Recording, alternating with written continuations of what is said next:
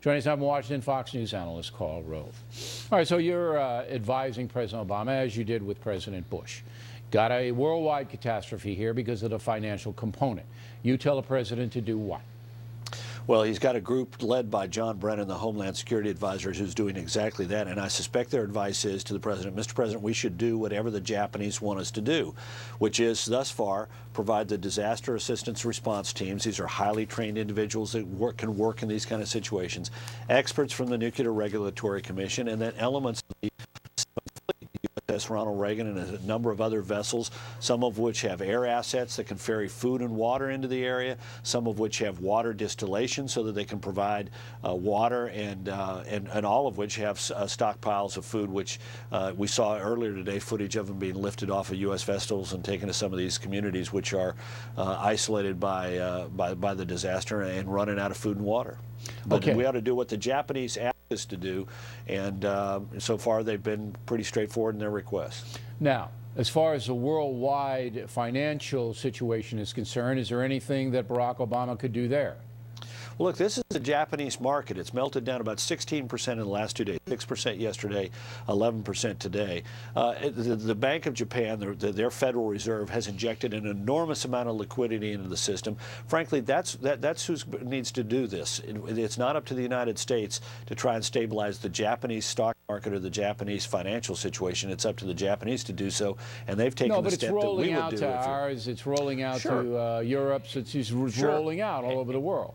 And look, we're going to feel these effects for months. I saw that Texas Instruments has said its plant in Japan, from which it gets 10% of its sales, is now going to be offline until September, October. So these effects are going to ripple through the system. But the people who can stabilize the Japanese markets are the Bank of Japan, not the United States of America.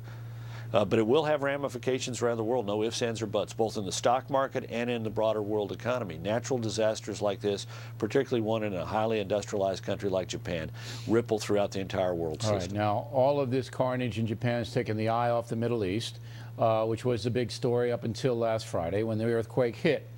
Now, we have chaos in Libya where Gaddafi is holding on because of sheer raw power, while NATO doesn't do anything about it. So once again, you have a situation where the President of the United States in the past may have taken a leadership role, but now, and Barack Obama is quite clear about it, he doesn't want to lead on Libya. He doesn't want to do it. Is that smart? What is that? That's a big mistake. We will look back if Gaddafi stays in power and see that last Wednesday when the president said, in essence, we want him to go. He must go. We want regime change, but don't expect us to lead and do anything about it. I mean, we have France, for example, taking the lead within NATO saying we need a no-fly zone. We've got the Arabs saying you must have a no-fly zone. The President of the United States seems to be, the worst of all possible worlds. Here's what we want: Gaddafi out of power, but we will not do anything to help remove him from power.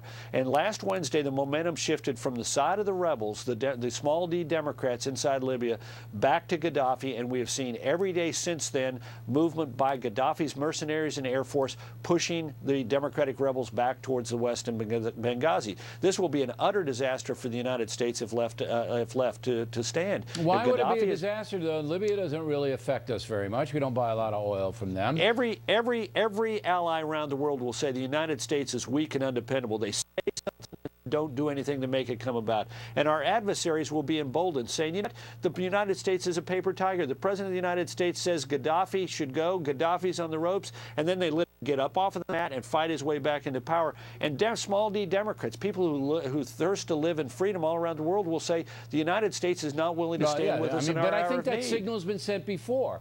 Why do you think President Obama is hesitant to lead? Why doesn't he want the United States to be in the forefront? I think he wants to work through multilateral institutions. But that never works. And it never works. And not only that, but he views the United States as a pleasant little country somewhere between Finland and Honduras and Croatia and Malaysia. Oh, come on, just sort of Mr. on the international stage. You can't see the United States that way. We're the most powerful country on earth. If he didn't see the United States that way, he'd be doing something in Libya. This is a murderer. This is a dictator. This is a tyrant. And just a little bit of pressure from the United States and a little bit of leadership could have galvanized the world community, which was waiting for it. Instead, we're left to depend upon, and he's a good man, Sarkozy, but it's embarrassing for the United States to say one thing. We want him to go, and we're not going to do anything about it. Do you really believe that Barack Obama, the President of the United States, sees us as Finland, sees us as somebody who sits it out, Switzerland?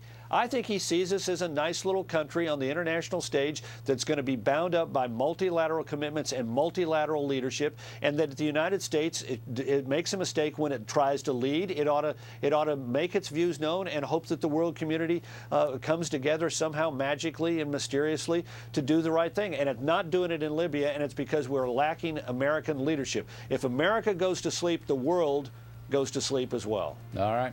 Thank you, Mr. O. We appreciate it. Next on the run.